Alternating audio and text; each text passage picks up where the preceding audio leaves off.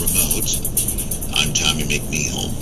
Armenia says that hours into a newly brokered humanitarian peace agreement, Azerbaijan violated it by firing artillery shells and rockets early Sunday.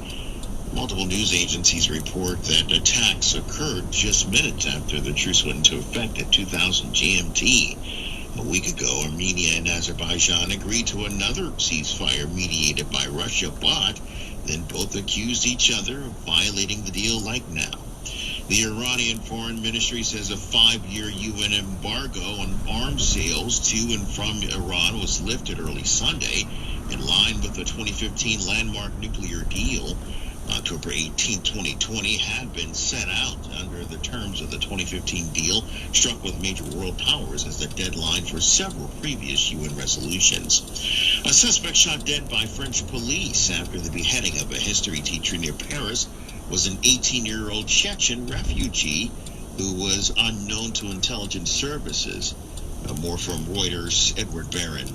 French police have arrested 9 people after a suspected Islamist sympathizer beheaded a school teacher on the street of a Paris suburb on Friday, police sources said. Investigators were trying to establish whether the attacker, who was shot dead by police, had acted alone or had accomplices. His victim, a history teacher, had earlier this month shown his pupils cartoons of the Prophet Muhammad in a lesson on freedom of expression. President Emmanuel Macron visited the scene on Friday evening and called the incident Islamist terrorism. That is Reuters' Edward Barron reporting.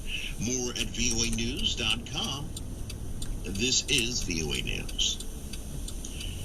U.S. President Trump made a late re-election pitch to voters Saturday in the state of Michigan and Wisconsin, states that were instrumental to his 2016 victory.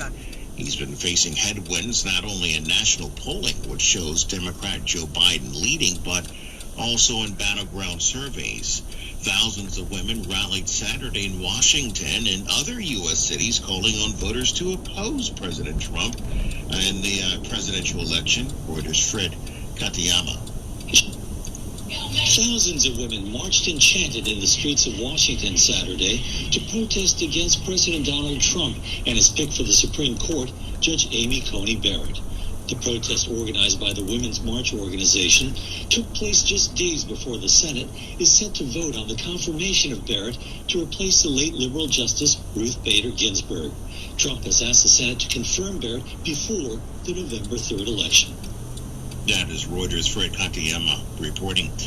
A counter-protest organized by a conservative women's group also took place Saturday at the U.S. Supreme Court.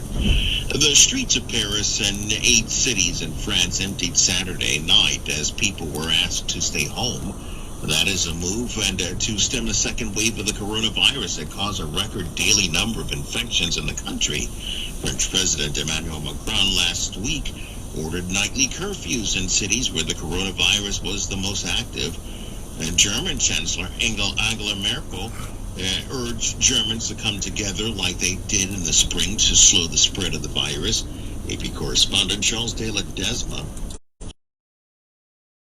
Have gone into effect in several European nations in an effort to staunch the resurgence of the pandemic. The German Chancellor saying difficult months are ahead. How the winter will be, how our Christmas will be, will depend on everyone's behaviour, she says. While in Paris and 8 other French cities, restaurants, bars, movie theatres and other establishments were being forced to close no later than 9 p.m. to try to reduce contact between people. The country is deploying 12,000 extra police officers to enforce the new rules. I'm Charles de la Desma. The Wall Street Journal is reporting the Chinese government is warning Washington it may detain Americans in China in response to the Justice Department's prosecution of a Chinese military-affiliated scholar or scholars. The newspaper, citing unnamed people familiar with the matter, says Chinese officials had issued repeated warnings through multiple channels to U.S. government officials. Via remote, I'm Tommy McNeil, VOA News.